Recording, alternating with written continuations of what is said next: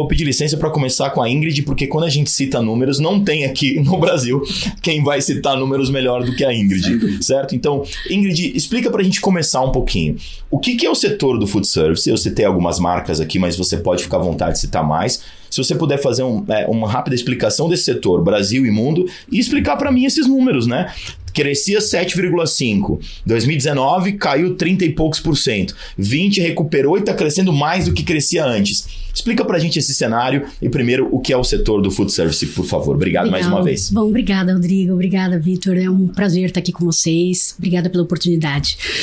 Realmente, o setor vinha, né, nessa estabilidade de crescimento nos últimos 10 anos, desde 2011 até 2019. 2019 foi um ano bom, né? Ele atingiu uma estabilidade, fechou com 216 bilhões em gastos e aí veio a pandemia. Então, a gente tinha uma boa perspectiva para 2020, fomos impactados. E aí, em 2021, a gente recuperou um pouquinho, 18%. Fechamos o ano de 2021 com 169,5 bilhões de reais. E agora, em 2022, a gente tem ótimas notícias. Porque o setor tem recuperado, a gente já tem os números do último trimestre de 2022, e a gente tem um crescimento de 3,3 bilhões em visitas, né, um crescimento de 20% em relação a gastos, e quando a gente totaliza já todos os últimos trimestres, a gente basicamente já soma todo o total de gastos do ano de 2021, ou seja, 159,10 bilhões em gastos. E a gente não terminou o ano ainda. Então, boas expectativas, depois de um tempo aí escuro, né, um tempo difícil, em que todos os estabelecimentos, a cadeia inteira de valor, desde a indústria, distribuidores, fornecedores e os operadores de food service passaram por um período difícil. Então é muito bom, trago boas notícias. Antes de passar por Vitor, só me explica essa questão do setor como essa engrenagem, né?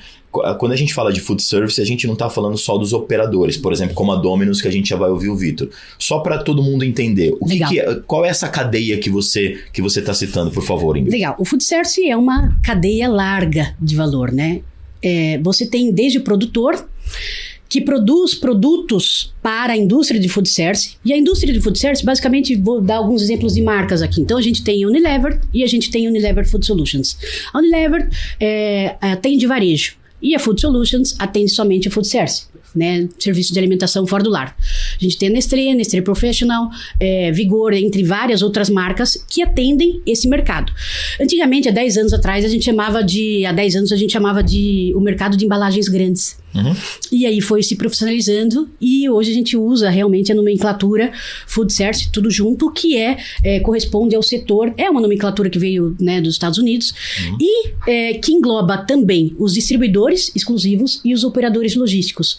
Então, por exemplo, os distribuidores exclusivos são aqueles que atendem os estabelecimentos, sejam independentes ou de pequeno porte ou pequenas redes, e a gente tem os operadores logísticos, como a Martin Brauer, por exemplo, que atende McDonald's, Bob's, Subway e por aí Domino's vai. Também? Exatamente, Domino's.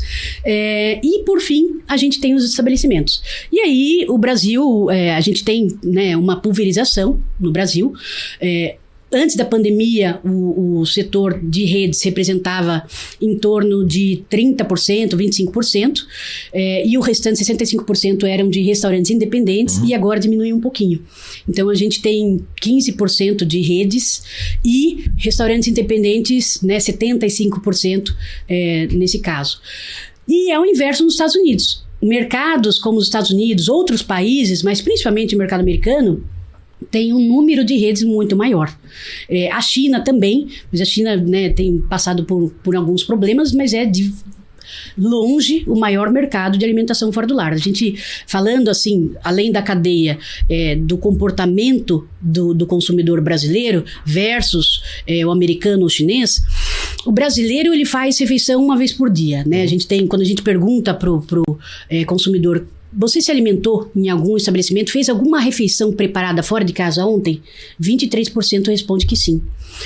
No mercado chinês, 91% responde que sim.